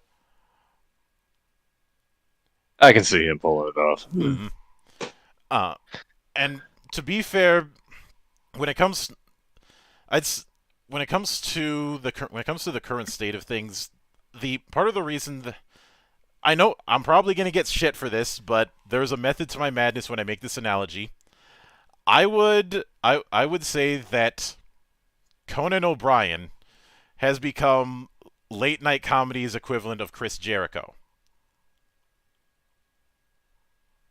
Yeah, I see it, because he has over the years he has constantly adapted to the environment that he was in. When the 1 hour thing was clearly looking bloated and seemed like it had a bunch of dead time, cut it down to 30 minutes. When you started seeing the rise of gaming personalities, well, even though he was completely out of his depth, he made that work for him with the whole clueless gamer thing. More recently, he's done a almost Rogan-esque podcast where he's able to do what he does in a more relaxed setup. And do that in a long form manner compared to a 30-minute show. And there's the whole Conan Without Borders thing where he's going to different places, and instead of the country that he's in being the joke is him trying to adjust to the country that he's in. And it gets back to that whole adaptivity. But to that end. BRB boys, Go ahead. are we ending the show? Sorry. No. Well, we'll probably be close, but not quite yet. All right. But I do. That's good because I got something I want to close the show out on. Just FYI. Sure. All right. I will filibuster until you get back, Matty. I'm pretty sure. I just need to go to the bathroom real quick. Mm-hmm. Yeah, I know. I gotta take a Vince Russo. Be right back. I found out that Vince Russo wants a CM Punk X-Pac feud. Which sounds really, really stupid. Unless the finish is CM Punk tearing his anus. Oh. Oh my God. But the thing is, I think part of the reason why so many just haven't been able to stick the landing is that combination of trying to imitate what came before, as well as consuming themselves with the political talk, because I think it's very telling that even the folks who are left leaning ended up getting burned out. And I am bringing you up in that kind of thing, Shades. Understandable. And it's not an isolated case. I would see plenty of people who were just sick of the same damn set of jokes everywhere. And because of that would seek alternatives, especially alternatives when it comes to independent media.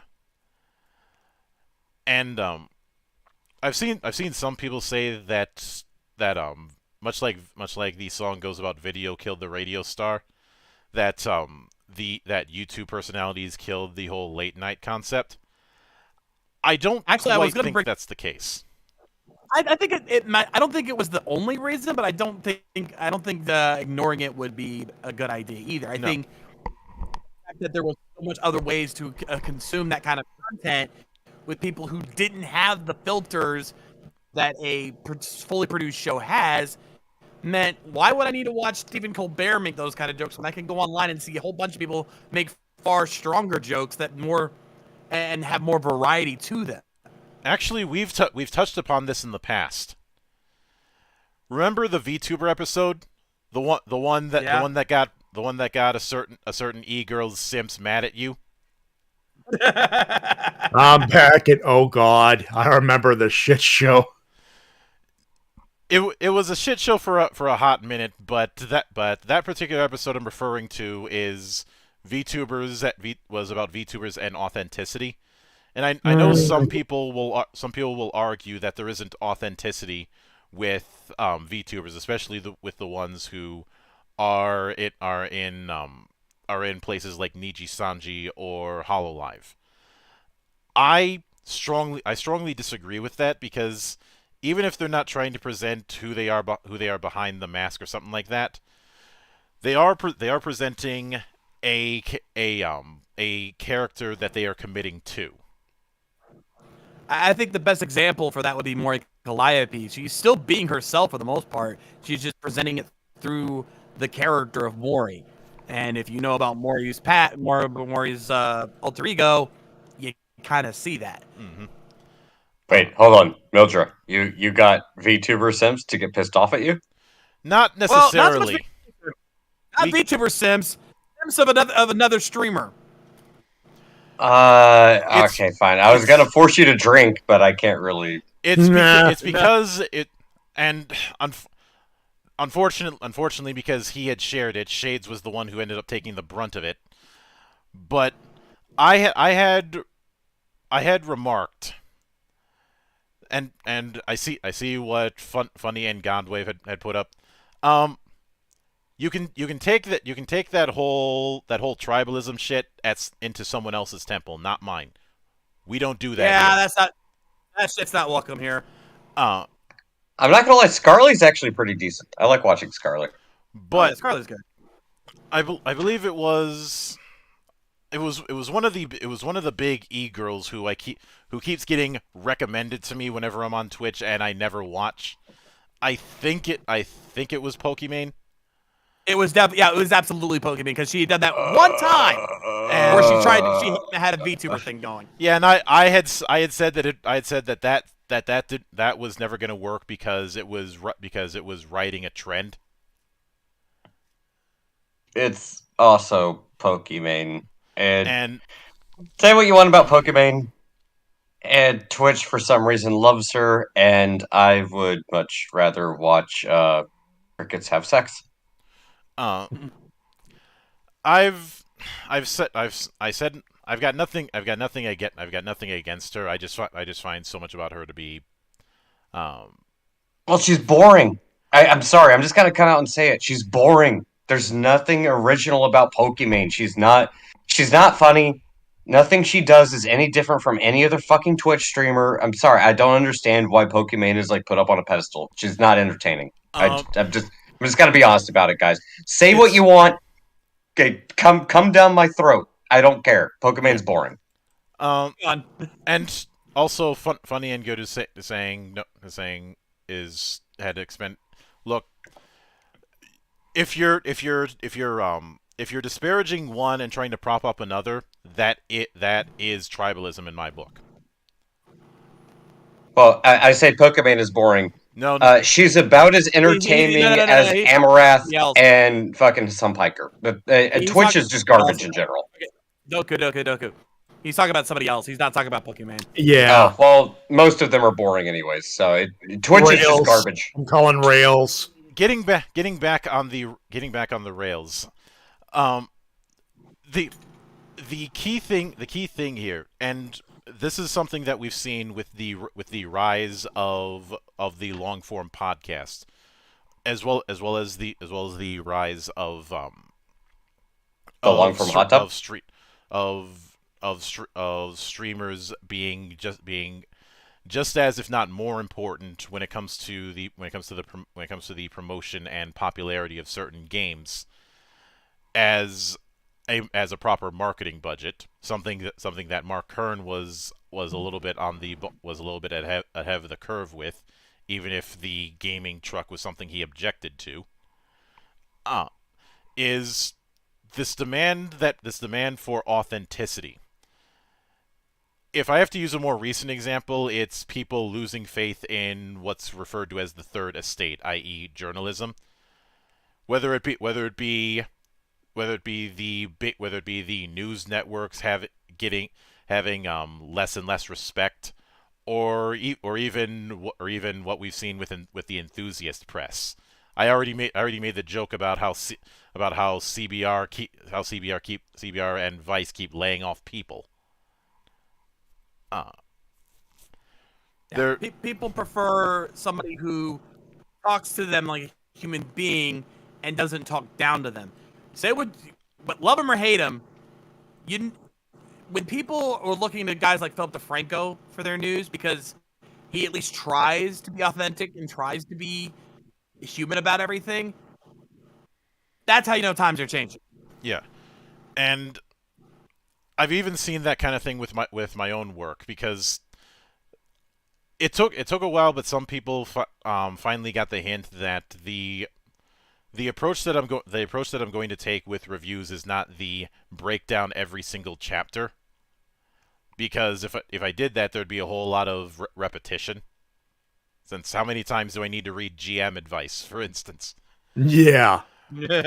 But there's the fact that I've that just in doing that, I ended up developing a degree of journalistic ethics that a lot of these so-called journalists don't have, because it's more about buzzwords and talking about how they'd rather do anything else but talk about video games, or in my case, tabletop games. Let's also consider the phenomena of actual plays in the realm of tabletop. In all of these cases, even if they're dialing up a certain amount, they're still presenting a degree of authenticity. And some people have in closing, do I think the late night format is dead? No. What I think it is a zombie that is refusing to adapt to a changing environment. I'm not saying that they need to go full TikTok or something like that. No. But I would advise altering the format to better connect with the audience that they're trying to connect with. If you create a copy, people are going to know. Everybody can spot a phony from a mile away. The thing with, especially with Jimmy Fallon and the with the sketching, is he's still doing what they did with the Tonight Show, but it's obvious that they're trying to go for virality. And yes, it's very easy to make a viral video, but it's obvious when you're trying too hard. And I think this is the television executive world trying to try too hard, and Jimmy is stuck in there trying to do his level best to actually produce a show, and whatever happens. Mm-hmm. But the thing is that this kind of trying to shoot for virality, it's not sustainable. It's not. In fact, how many times have we seen it in comic books where a comic tries to relaunch itself with a #1, sells a shit ton, but then nobody sticks around for it? Every time they launch a #1 for the past 4 or 5 years, I was going to say 15 years. That's not a new thing. Mm-hmm. I was being very generous. Yeah. My point is, if your Colberts and the like are going to survive, they need to make a change. They could go back to just making fucking jokes. That'd be nice. Yeah. With Colbert, it's go back to what works with the late night format. Yeah. I'd say for the first year, skip the political humor. After a while, sprinkle one or two jokes every once in a while to see what the temperature of the nation is. And then make sure those political humor is straight center, making fun of everybody, like Carson and Leno and Letterman would. They were equal opportunity on both sides. Well, I agree with you, but I kind of disagree on one point. If you have an opportunity to make a joke, just make the joke. Make the joke. Yeah, if exactly. If the opportunity is there and you can make it as funny as possible, absolutely. But do not force it. Do not force it, and do not isolate half of the population in the process. Well, again, that's the thing. If Trump does something stupid, make fun of him. If Biden does something stupid, make fun of him. Like, we should all be able to laugh at it. Like, yeah. I was going. Excuse me. May I interject, please? Go ahead. Sure. I was going to close the show out on this, but this is like the perfect opportunity for me to bring this up. Yeah. Go ahead. There is a quote that I want to bring up. Is anybody familiar with the late '90s show Duckman? Yes. Duckman. Oh God. Duckman was the cartoon back in the '90s on. It wasn't MTV. It was Star. It's not Stars. It was a independent. show. It was no, I. It doesn't matter. It was an independent animated show sitcomedy about cartoon duck, voiced by Jason Alexander, and it was a show very, very, very ahead of its time. When it came out, people didn't know what the hell to think of it because it was very absurd. It was very abstract. It was very the humor was very dark and self-deprecating. It was different for the style at the time, is what you're trying to get at. If it came out today, it would be a huge success, and it would be on Adult Swim, and it would have a huge audience. It was very much ahead of its time. But I was on YouTube, and this actually found me. This is a clip in one of his episodes. Duckman gets on stage and criticizes, or should I say, makes a speech about what comedy should about comedy, and I would like to quote a piece of that speech right now, if that's okay. Go ahead. Go for it. All right. It's precisely when humor is offensive that we need it most. Comedy should provoke. It should blast through prejudices, challenge preconceptions. Comedy should always leave you different than when it found you. Sure, humor can hurt, even alienate, but the risk is better than the alternative. A steady diet of innocuous, childproof, flavorless mush. Demand to be challenged, to be offended, to be treated like thinking, reasoning adults, and raise your children to be the same. Don't let a comedian, a network, a congressional committee, or an evil genius take away your freedom to laugh at whatever you want. That is a fucking amazing quote. Cheers to that. Mm-hmm. Relevant That for the era we're in now. That is how I want to start my new year. Applause. You are welcome. Monk, wrap it up. That's it. Yeah, we're That's not the topping closer. that. So, as always, I do want to give my sincere thanks to everybody who stuck around for the madness that happens around here. Next week is going to be fairly light. I will have the next season of Valley of the Judged, which about that, Zan and I were bouncing back and forth about what sort of space opera we wanted to do, because we haven't done that yet. And then I get the beta PDF for the Kamen Rider TTRPG Convictor Drive, which I've talked about with you guys in the past. It's Segi's next project after he finished Picaresque Roman.